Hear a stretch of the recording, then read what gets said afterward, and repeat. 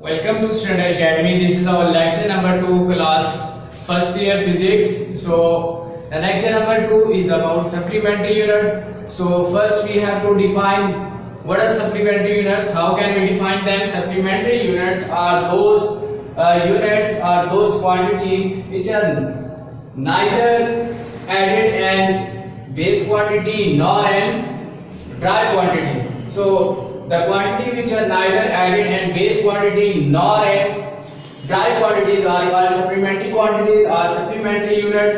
These are two in numbers. So first one is radian, which is called plane angle or two-dimension angle, 2D angle, and then second one is radian, which is solid angle or three-dimension angles. So these are the two supplementary quantities. First one is radian, which is plane angle or 2D, and then second one is radian, which is solid angle or three-dimension angle. Let me define radian. So now radian, what is radian? The radian is the angle subtended at the center of the circle by an arc equal to the radius of the circle is called radian. इसका मतलब ये है कि अगर किसी circle में अगर उसका जो सरकमफेरेंस है उसको इस तरह कट करें कि उस का जो रेडियस है और उसकी आर्क की जो लेंथ है वो आर बराबर हो, तो ये जो एंगल बनता है, जिस एंगल को हम कह रहे हैं, ये रेडियन बनता है. सो इसका मतलब ये है कि जो रेडियल एंगल है ये डिपेंड करता है रेडियस पे. तो रेडियस के होने की वजह से इसको हम रेडियल, क्योंकि ये रेडियस डिपेंडेंट है, सो इसे हम रेडियल एंगल भी कहते हैं. अच्छा, अब अगर यहां रेडियस की ये जो आर्क लेंथ है 1 रेडियस हो, तो इसे हम 1 रेडियन कहेंगे, सिंपली 1 आर. सो आप देखें theta is equal to s by r. अगर 1 हो आर हमारे पास, अगर theta is equal to s by r है, सो हमारे पास अगर ये 1 आर है तो 1 r divide by r cancel हो गया, तो theta is equal to 1 radian. So अगर ये आर्क लेंथ 1 रेडियस के बराबर हो तो ये 1 रेडियन होगा. और अगर हम ये कहें कि आर्क लेंथ जो है 2 रेडियस के बराबर है, सो थीटा क्या होगा, s 2r divided by r which is cancel. So हमारे पास थीटा क्या हो जाएगा, 2 रेडियन. अब अगर ये r 3 रेडियन हो तो हमारे पास थीटा क्या होगा, 3r. s की जगह हम 3r कर देंगे क्योंकि आर्क लेंथ हमारे पास 3r बनेगा, डिवाइडेड बाय r कैंसिल होगा r से, तो ये 3 रेडियन बनेगा. सो इट्स मीन कि जो एंगल है ये थीटा 1r फिर 1 रेडियन फिर 2 रेडियन. सो इट्स मीन कि अगर रेडियस 1 रेडियस फैसला होगा तो 1 रेडियन बनेगा, 2 रेडियस फैसला होगा तो 2 रेडियन बनेगा, 3 रेडियस फैसला होगा तो 3 रेडियन बनेगा. तो इट्स मीन कि ये जो एंगल है ये रेडियस डिपेंडेंट है. सो इसलिए हम इसको रेडियल एंगल भी कहते हैं, रेडियन कहते हैं. सो रेडियल एंगल को मेजर कैसे किया जाता है, angle and radians which is equal to length of the arc length, जो मैंने यूज किया s, radius of the circle which is r. So यहां से अगर हम सिंपलीफाई करें तो s is equal to r theta. और ये मैंने बता दिया है कि 1 रेडियन एंगल कब होगा, जब आर्क लेंथ r के बराबर हो और उसको अगर उसके रेडियस से, सर्कल के रेडियस से डिवाइड करेंगे, सो हमारे पास ये 1 रेडियन आएगा. तो हमारे पास 1 radian if s is equal to r. फिर हम ये रिलेशन ड्रा कर सकते हैं कि डिग्री और रेडियन का आपस में क्या रिलेशन है. हमें पता है कि सर्कल का जो सरकमफेरेंस होता है, सर्कल का सरकमफेरेंस ये 2 पाई r होता है. Circumference of the circle is 2 pi r. So s is equal to क्या हो जाएगा, ये पूरी आर्क लेंथ हो जाएगी हमारे पास. तो अब ये क्या हो जाएगी, 2 पाई r, और हमारे पास theta is equal to s और r होता है. सो अगर s की वैल्यू हम 2 पाई r पुट करें और यहां, सो हमें यहां से पता चलता है कि एक कंप्लीट सर्कल के अंदर 2 पाई रेडियंस होते हैं. कंप्लीट साइकिल के अंदर 2 पाई रेडियंस होते हैं. सो हम अगर रेडियंस और डिग्री का आपस में रिलेशन देखें तो हमारे पास हम ये भी पता है कि एक कंप्लीट चक्कर देने से जो सर्कल का एंगल सबटेंड होता है वो 360 डिग्री होता है। सो 360 डिग्री किसके बराबर होता है 2 पाई रेडियन के। तो 1 रेडियन हमने डिवाइड करना है तो 2 पाई को दोनों साइड पे डिवाइड कर लेंगे 360 डिवाइडेड बाय 2 पाई। सो हाँ 2 पाई की वैल्यू होती है 3.14। अगर इनको डिवाइड करें तो 1 रेडियन हमारे पास यहां से बनता है 57.3 degree. So 1 radian is equal to 57.3 degree.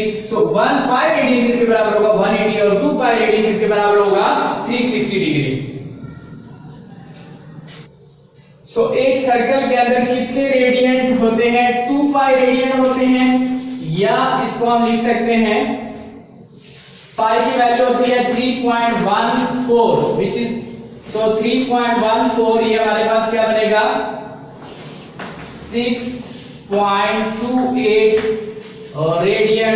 सो एक सर्कल के अंदर कितने रेडियंस होते हैं 6.28 रेडियन। ये भी एमसीक्यूज बन सकता है, ये भी एमसीक्यूज बन सकता है। सो हमारे पास रेडियन की डेफिनेशन हमने कर ली है 2 डायमेंशनल प्लेन एंगल है और एक सर्कल के अंदर 2 पाई रेडियन होते हैं और एक सर्कल के अंदर कितने रेडियंस नंबर ऑफ रेडियंस पूछे जाए कितने रेडियल एंगल बन सकते हैं तो 6.28 रेडियल एंगल्स बन सकते हैं।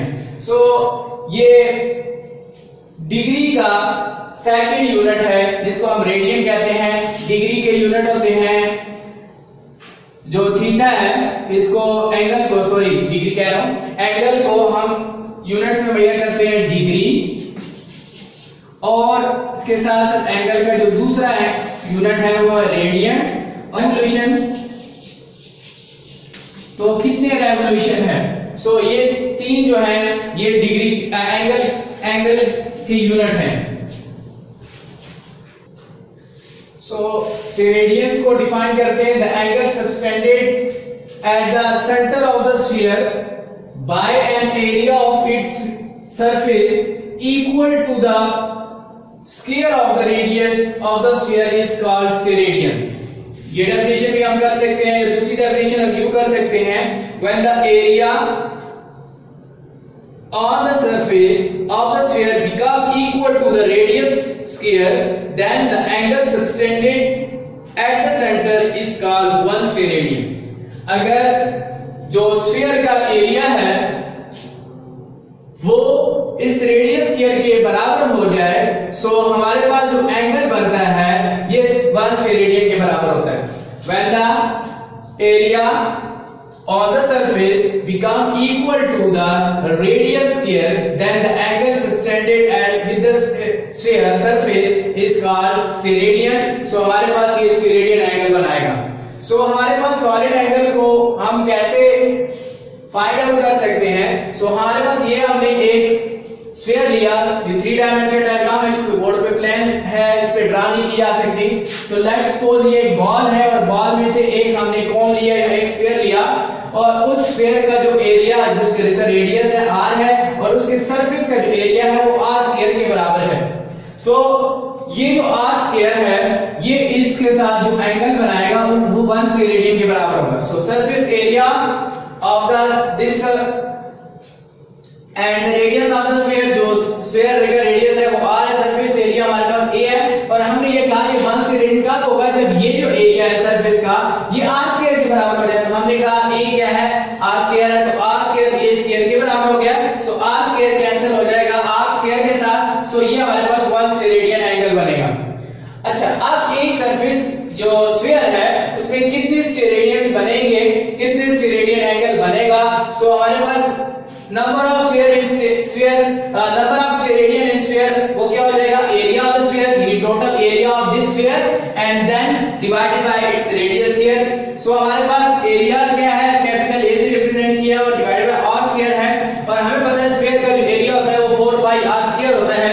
सो हम यहां पे पुट करेंगे 4 पाई divided by r square 4 pi r square cancel तो 4 पाई स्टेरेडियन बनते हैं किसी भी स्फीयर में टोटल जो स्टेरेडियन नंबर ऑफ स्टेरेडियन बनते हैं। और अगर इसको हम नंबर्स में काउंटिंग में कन्वर्ट करें तो 3.14 इसकी वैल्यू पुट कर देंगे और जब इसको हम मल्टीप्लाई करेंगे सो 4 4 16 एंड 1 कैरी 4 1 3 4 12.56 स्टेरेडियन बनेंगे। नंबर ऑफ स्टेरेडियन जो बनेंगे हमारे पास ये इस स्फीयर में बनेंगे। सो सॉलिड एंगल क्या है? सॉलिड एंगल वो क्या कहते हैं, अगर एक स्फीयर लें उसके सरफेस के साथ अगर उस स्फीयर के इस तरह कट करें कि उसके सरफेस एरिया जो है वो उसके रेडियस के बराबर है, सो उनके दरमियान जो एंगल बनता है 1 स्टेरेडियन होता है। वो फार्मूले के जरिए से solid angle of the sphere of the area और divided by radius of the sphere and then a और a which is equal to this। So solid angle 1 steradian कब होगा? जब इसके सरफेस का एरिया हमारे पास किसके बराबर होगा? इसके रेडियस के बराबर होगा। So that's all from steradians and radian. Thank you. Today lecture is ended here now. Please subscribe our channel and share with your friends.